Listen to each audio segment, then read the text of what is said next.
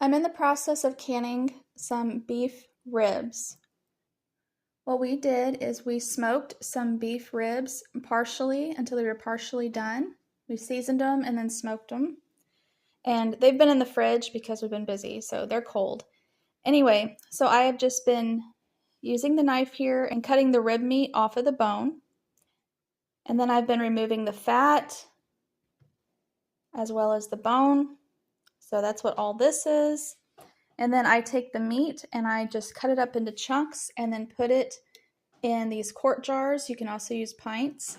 And then my quart jars, I have 1 teaspoon of salt in there. We're going to fill these up to 1 inch of head space, just right about there, just below the bottom ring. Then we will add some broth. Once we have our smoked beef rib cubes in the quart jars along with the salt, then we fill up with liquid to 1 inch of headspace, which is right here. And these jars are already done.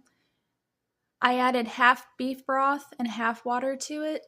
And because there's fat in the beef broth there that you can see, you want to take a damp rag that is dampened with white vinegar and wipe around the rim here to remove any fat, and because you want to make a good seal. You place your lid on. Then you put the band or the ring on to fingertip tight.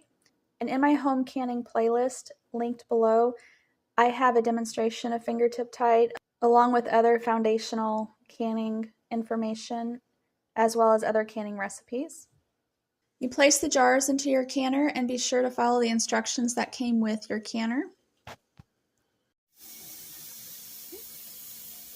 The canner has vented for 10 minutes, so now we're going to put our weighted gauge on. For my elevation, I will process these quart jars at 10 pounds of pressure for 90 minutes.